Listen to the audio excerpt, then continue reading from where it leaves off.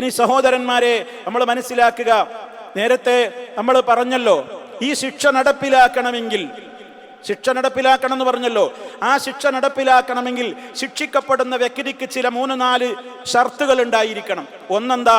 അഖ്ല് വേണം.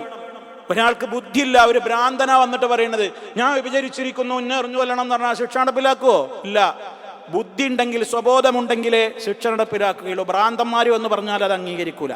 ഇസ്ലാം ഇങ്ങനെ ആരെങ്കിലും ഒന്ന് വന്ന് പറഞ്ഞു കിട്ടിയാൽ മതി, എറിഞ്ഞു കൊന്നാ മതിച്ചിട്ടിരിക്കുന്ന മതമല്ല. ആവർത്തിക്കുകയാണ് ഞാൻ, കാരണം ഇതൊരുപാട് കാലമായി ഇവിടെ ശത്രുക്കൾ ഇസ്ലാമിനെതിരെ പറഞ്ഞുകൊണ്ടിരിക്കുന്നു. വെറുതെ എല്ലാവരും എറിഞ്ഞു കൊല്ലാനും അടിക്കാനും നടക്കണം മതാണ്, സമാധാന മതാണെന്ന് പേരും, എന്നിട്ട് ഇതാണ് പണിയെന്ന് ശരിക്കും മനസ്സിലാക്കിക്കോ. ഒന്നാമത്തെ നിബന്ധന അതാണ്. 2, പ്രായപൂർത്തിയെത്തണം എന്നാണ്. ഒരു കുട്ടി വന്നിട്ട്, പ്രായപൂർത്തിയായിട്ടില്ലാത്തൊരു കുട്ടി വന്നിട്ടാ പറയണെന്ന് വിചാരിക്കുക, നടപ്പിലാക്കൂല. പ്രായപൂർത്തിയെത്തണം. 3, ഇഖ്തിയാർ വേണം, അഥവാ നിർബന്ധിക്കപ്പെട്ടാൽ ശിക്ഷിക്കപ്പെടൂല. ഒരു പെണ്ണ് ബലാത്കാരം ചെയ്യപ്പെട്ടു, ബലാത്സംഗം ചെയ്യപ്പെട്ടു. പ്രവാചകന്റെ കാലത്ത്, അതുപോലെ തന്നെ ഖലീഫമാരുടെ കാലത്തൊക്കെ ബലാത്സംഗത്തിന് വിധേയമായ പെൺകുട്ടിയെ കൊണ്ടുവരപ്പെട്ടപ്പോൾ ശിക്ഷിക്കപ്പെട്ടിട്ടില്ല. കാരണം ആ കുട്ടി അതിന് ഉത്തരവാദിയല്ല, ബലാത്കാരം ചെയ്യപ്പെട്ടതാണ്. ഇനി ബലാത്കാരം ചെയ്യപ്പെട്ട നിലക്കുള്ള പുരുഷനാണെങ്കിലും അതിൽ നിന്ന് ഒഴിവാണ്. അതൊക്കെ പണ്ഡിത ലോകത്തെ ചർച്ചകൾ ഒരുപാട് നടന്നിട്ടുണ്ട്. എന്തായിരുന്നാലും സ്വയം താല്പര്യപ്രകാരം ചെയ്ത തെറ്റിനെ ശിക്ഷിക്കപ്പെടുകയുള്ളൂ. നിർബന്ധിക്കപ്പെട്ടവർക്ക് അങ്ങനെ ഇസ്ലാം ശിക്ഷ കൊടുക്കൂല. 3ാമത്തെ കാര്യം. 4ാമത്തത് അൽ ഇൽമു ബിത്തഹരീം. ഈ സംഗതി ഹറാമാണ്, ഇത് ചെയ്യാൻ പാടില്ല എന്ന നിയമം അറിയുന്നയാളായിരിക്കണം.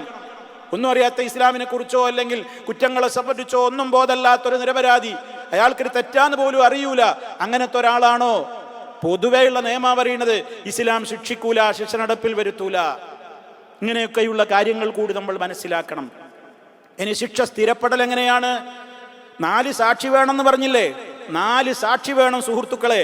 അത് തന്നെ 4 സാക്ഷി എങ്ങനെ ആയിരിക്കണം എന്നാണ് ആലോചിച്ചു നോക്ക്. എത്ര കൃത്യമായ പഴുതുകളാണ് രക്ഷപ്പെടാൻ കൊടുത്തിട്ടുള്ളത്. ഇങ്ങനെ നോക്കി നടക്കല്ല, 4 ആള് കാണണം. എന്ത്? വ്യഭിചരിച്ചൂർ 4 ആള് കാണണം. 4 ആള് കാണാന്ന് പറഞ്ഞാൽ ഒരു ആണും പെണ്ണും ഒരു സ്ഥലത്ത് കിടക്കുന്നത് കണ്ടു എന്ന് പറഞ്ഞത് കൊണ്ട് അതാവൂല. കൃത്യമായിട്ടാണ് നബി തങ്ങൾ സല്ലല്ലാഹു അലൈഹി വസല്ലം ചോദിച്ചിട്ടുള്ളത്.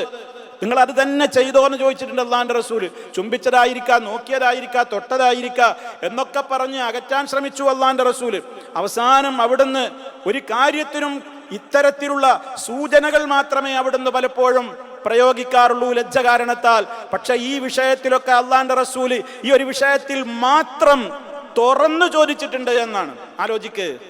ആലോചിക്ക് നമ്മൾ നേരത്തെ പറഞ്ഞില്ലേ, ആ നിലക്കുള്ള കൃത്യമായ ആ പെണ്ണിന്റെ ലൈംഗികാവയത്തിൽ ലിംഗപ്രവേശം അത് നടക്കണം എന്ന് തന്നെയാണ് പറഞ്ഞത്.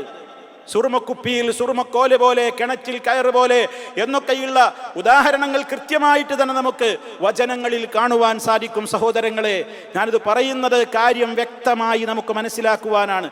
ഇസ്ലാം എത്രത്തോളം മാനവ സമൂഹത്തോട് കരുണ കാണിക്കുന്നു എന്നറിയിക്കാനാണ് ഇതൊക്കെ കൃത്യമായി പറയേണ്ടി വരുന്നത്. അപ്പോൾ 4 സാക്ഷിയില്ല, 4 ആള്, ഒരാൾ 4 ആള് കാണുക ഈ വൃത്തി ചെയ്യുന്നുവെങ്കിൽ അവനെ പിന്നെ അത് നടപ്പിലാക്കണ്ടേ ശിക്ഷ?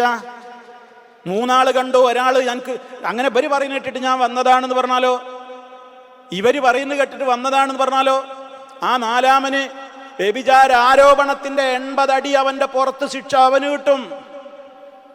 ഇത് ഓടിക്കുന്ന ഒരാളെ പേരിൽ അപരാധം പറയേണ്ട കേസല്ല, ഇത് വളരെ കൃത്യമായി സൂക്ഷ്മതയോടെ പറയേണ്ട കേസാണ്. അങ്ങനെ 4 ആള് കാണുക ഒരാൾ ചെയ്യുന്നുണ്ടെങ്കിൽ അവനെ പിന്നെ ശിക്ഷ നടപ്പിലാക്കണ്ടേ? അല്ലാത്തവരോട് എന്താ പറഞ്ഞത്? ചെയ്തു എന്ന് പറഞ്ഞു വന്നവരോട് പോലും അള്ളാന്റെ റസൂല് പറഞ്ഞതെന്താ?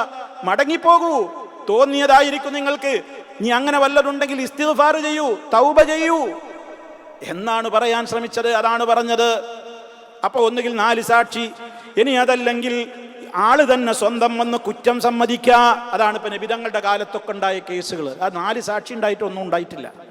സ്വന്തം വന്ന് കുറ്റാണ്ട് ഏറ്റു പറഞ്ഞതാ. വിടാതെ പിടികൂടി, വിടാതെ നബി സല്ലല്ലാഹു അലൈഹി വസല്ലം ഇങ്ങോട്ട് തിരിയുമ്പോൾ അപ്പുറത്തേക്ക് വന്നിട്ട് പറയും, ഇങ്ങോട്ട് മുഖം തിരിക്കുമ്പോൾ ആ ഭാഗത്തു കൂടെ വന്നിട്ട് പറയും. പലതും ഒഴിഞ്ഞു മാറാൻ ശ്രമിച്ചു, നടപ്പിലായില്ല. അവസാനം അത്രയും കൃത്യമായിട്ട് പറഞ്ഞപ്പോഴാ ആ ആണിന്റെയും ആയിഷ റളിയല്ലാഹു അൻഹുവിന്റെയും ഗാമിദിയക്കാരിയായ സഹോദരിയുടെയും ഒക്കെ വിഷയത്തിലുണ്ടായത്. എത്ര മഹത്വമാണ്, മഹാന്മാരായില്ലേ അവരൊക്കെ. അതിൻ്റെ ശേഷം അവരുടെ കാര്യത്തിൽ ആരൊക്കെയോ എന്തൊക്കെയോ ഒന്ന് മറുത്തു പറഞ്ഞപ്പോഴേക്ക് അല്ലാഹുവിൻ്റെ റസൂൽ അവരോട് ഭരിച്ച കാരുണ്യം എന്താണ്, അവരോട് സ്വീകരിച്ച കാരുണ്യം എന്താണ്? അരുതേ, നിങ്ങൾ അവരെ കുറിച്ച് ഇനി ഒന്നും പറയരുതേ. മദീനയിലുള്ള മുഴുവൻ 70ഓളം വമ്പിച്ച ഇതിനേക്കാളപ്പുറം പാപം ചെയ്തിട്ടുള്ള പാപികളുടെ പാപം പുറത്തു കിട്ടുവാൻ മാത്രം വലുപ്പമുള്ള തൗബയാണ് അവരൊക്കെ ചെയ്തിട്ടുള്ളത് എന്നവരുടെ മഹത്വം വിശദീകരിച്ചു നബി സല്ലല്ലാഹു അലൈഹി വസല്ലം. സഹോദരങ്ങളെ, വളരെ ഗൗരവല്ലേ വിഷയം. ഇനി അതല്ലെങ്കിൽ അപ്പോൾ ഒന്നുകിൽ അയാൾ അംഗീകരിക്കുക, ഇനി അതല്ലെങ്കിൽ ഗർഭം അടയാളമാണല്ലോ, തെളിവാണല്ലോ.